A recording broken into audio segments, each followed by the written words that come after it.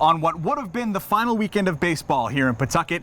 We'll try to fill that void by talking to some of the great players and people that made McCoy so magical. And Ian, when you think about how this franchise was built into a success, you think of three people. You think of the late, great Ben Mondor, you think of Mike Tamburro, and you think of Lou Schweckheimer, who unfortunately we lost recently. And anyone we talked to for this program raved about Lou. Lou Schweckheimer was the longtime VP and general manager of the ball club. He passed away recently due to complications from coronavirus. Lou left Pawtucket in 2015 to pursue a dream of owning his own team. He was about to live it out with the Wichita Wind Surge, with a new stadium set to open this spring. Unfortunately, he died suddenly in late July at the age of 62. But his memory is alive and well. With the impact he made all the years he spent with the Paw Sox, he even inspired the title of this program.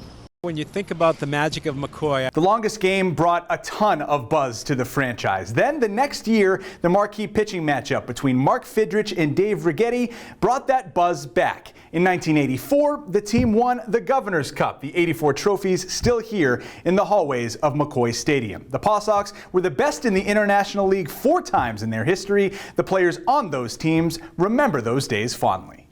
In their first year in the International League, the Paw Sox won its championship, the 1973 Governor's Cup, before going on to win the Junior World Series. You left an impression? 11 years later, the 4th-place Paw Sox ended up in an all-New England final, trailing the Maine Guides 2-0 in a best-of-5 series. The fans welcomed Pawtucket to vacation land with brooms in their hands, but there would be no sweep, thanks to a post-game and pre-game drink or two at Wormwood Seafood Restaurant up in Maine. We'd have another huge party. I can't believe that half the team didn't come down with gout because, all we did was eat soup for like 4 straight days. Lions hit the first home run of the decisive Game 5 as the Paw Sox went on to win the team's second cup 3-0, setting Pawtucket up for decades of success. That carried them through 28 years until their next crack at the Cup in 2012. The Sox swept the Charlotte Knights with AAA rookie Bryce Brentz. It was so much fun. Helping bring the Cup back to the bucket for the first time in nearly 3 decades. Get my first professional ring, you know what I mean? That kicked off the best 3-year stretch in the history of the franchise. They went back to the Cup final in 13. In 2014, the Bulls had last ups with the Cup-winning run on second.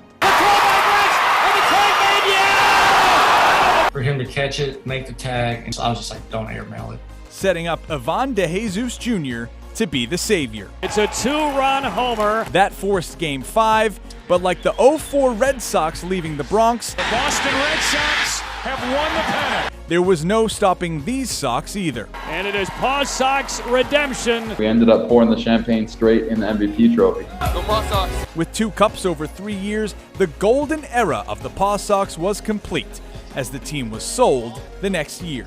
It was a great way to cap off our ownership. Welcome back to the magic of McCoy. There were a lot of great days in this stadium over the past 50 years, but only 2 of them were perfect. We now go back to the early 2000s when Bronson Arroyo and Tomo Oka went 27 up, 27 down.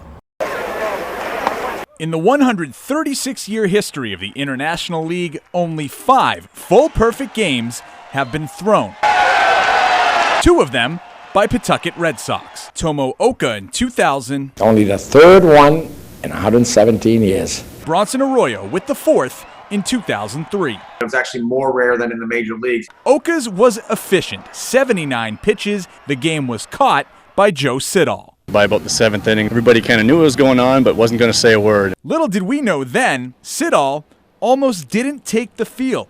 He had decided that morning that he was going to retire. But as I arrived, the lineup was already posted, and I was playing. I thought, well, what the heck, I might as well play my last game. So sure enough, Tomo's pitching that night, and things went perfectly. 24-year-old Tomo made it easy on his catcher for his final game. Once that game started, he was locked in. All the way through until David Eckstein handled the final out.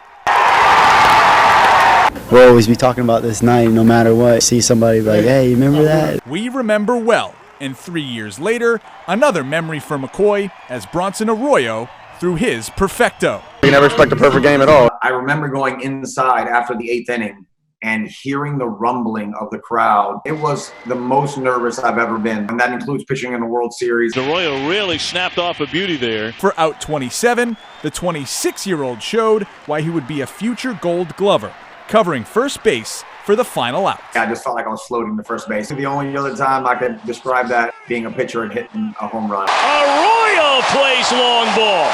The trip around the bases, you just don't feel like you're even touching the ground. A defining moment that propelled Arroyo to the big leagues later that month, where he spent a total of 16 seasons. He said to me, there's no other place to conquer now except the big leagues. And when I got in the Red Sox uniform, I was very comfortable pitching in Fenway Park, or at least as comfortable as you could be. It ranks up there with winning a World Series, winning a Gold Glove, and being an All-Star. I mean, it's right up there with the top things on my career list.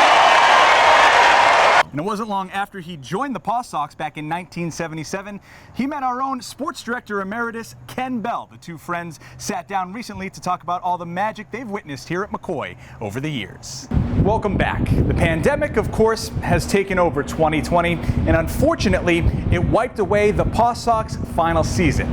That last year, now 2019, and the final lineup card from that season still stands here at McCoy Stadium behind me. On top of that lineup card, Cole Sturgeon, who provided McCoy's final magic moments. From 1970 to 2019 and the 2020 season that never was, the Paw Sox have given the community countless McCoy memories. On September 2nd, 2019, we got what seems to be our final McCoy Stadium spectacular, and we didn't even know it. It's the last game of the year, kind of a back and forth game. Rivas gives Lehigh Valley the lead here in the 10th. Bottom of the inning, 2 outs. Up comes outfielder Cole Sturgeon, the last guy Lehigh wanted to see. Probably the best game of my career to date. The lefty, stepping into the box already with 2 home runs on the day. Cole Sturgeon have a day. 2 outs, runner on second. The last leg of a marathon that is a baseball season. And as it turns out, the likely final McCoy moment. The AAA affiliate of the Boston Red Sox will be coming to the city of Worcester. At first, there was a lot of disappointment. You know what? Rhode Island's our home. Paw Sox, 48 years. It's McCoy Stadium. Let's let that history stay with Pawtucket. Decades of memories, some good. And it is Paw Sox redemption. Some bad. Its final scheduled campaign here in Rhode Island has been called off because of coronavirus. But the last one, letting Pawtucket and Rhode Island walk off with a win. High fly ball in the air to right. Perella's back on the track, and that ball's gone! The Paw Sox win it! His 3rd home run sends the Paw Sox off in style. I remember after the game, we signed autographs, and fans were like, we'll remember that last game. At that time, we still had another season. Definitely a little different looking back on it. Hopefully it leaves people with a good memory of the Paw Sox in Pawtucket. I'm sure a lot of people have way more memories than me, but I was lucky to play there.